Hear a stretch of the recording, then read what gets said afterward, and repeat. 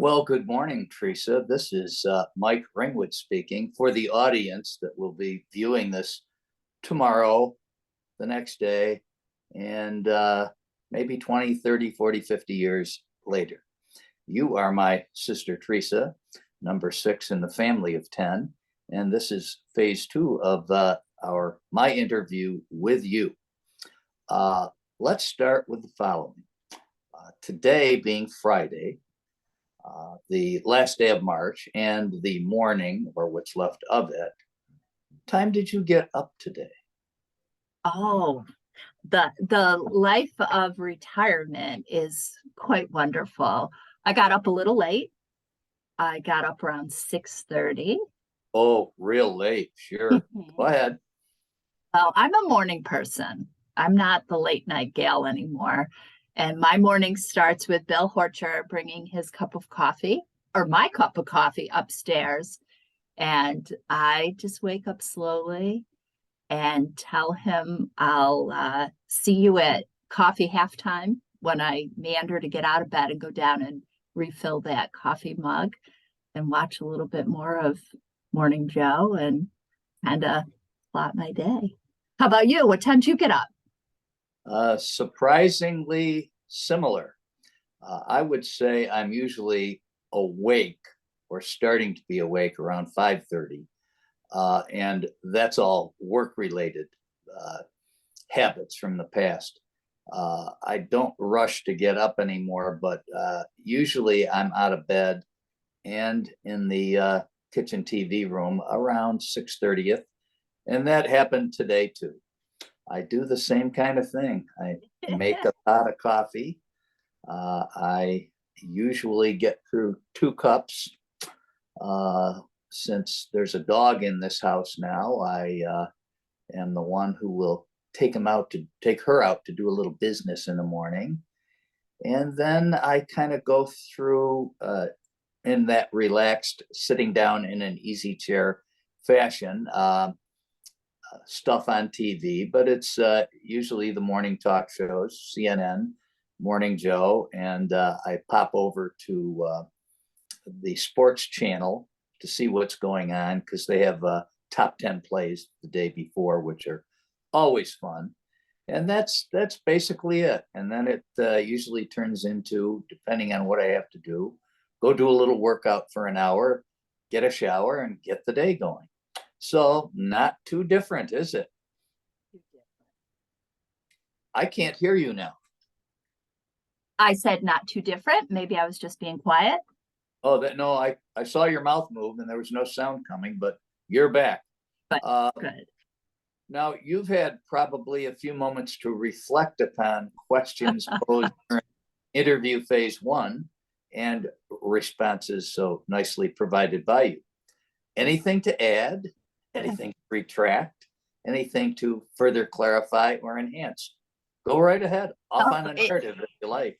It's so funny that you say that because I'm sure a lot of people in a position like this, whether it's a formal interview or casual conversation, when you run into somebody, you think, oh, I meant to ask that, or I wish I could have said this. So you bet my head's been spinning since we last met on Zoom. And I first have to thank you because I love viewing this as maybe a glimpse into a Mike and Teresa dialogue by our grandchildren and having a peek into my inner thoughts as opposed to like wanting to know more about my kids and grandkids. So that's kind of cool. But yeah, I need some I have to clarify 2 things.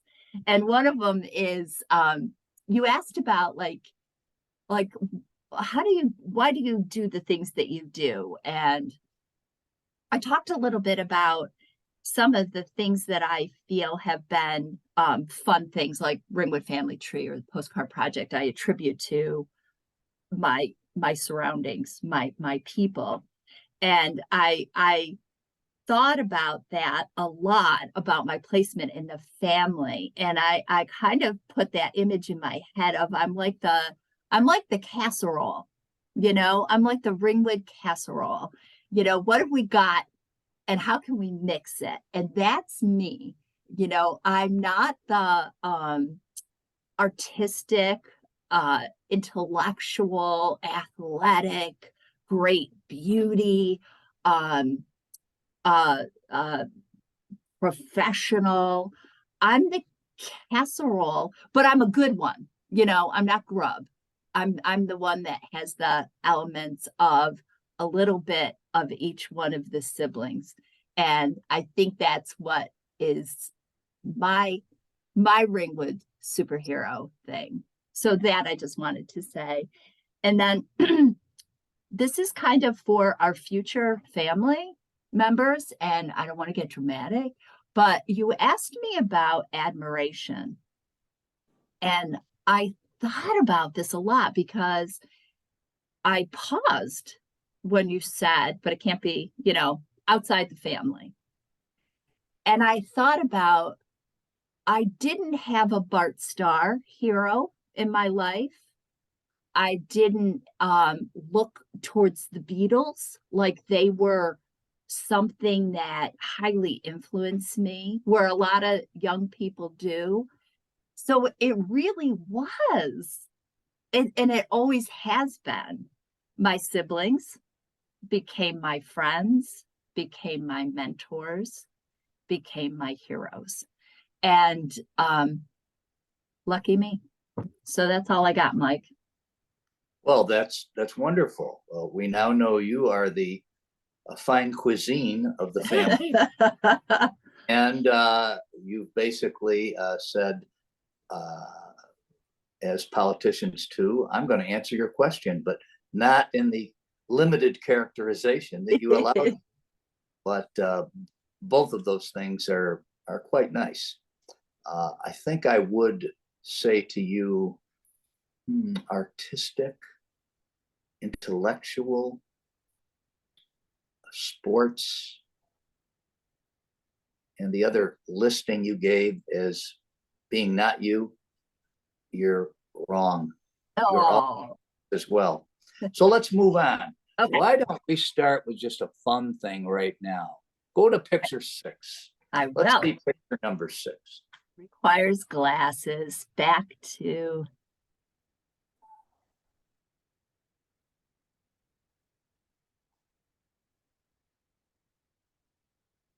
Forgive my pokiness on this. When our grandchildren are watching these things in the future, Mike, they will have a whole lot more technological savviness. There we go. As high quality technology this actually is, they will be laughing at it. Yeah, right. Now, I don't see the picture. Oh, I have to launch something on my end, I think. It should be sharing. Oh, wait a minute. It says it's paused. Oh, we were so. I want to make sure the viewers see the photo. Absolutely. Forgive me here. This is a matter of changing a couple buttons from yesterday. And there she is. It's up. It's up for me. Is it up for you?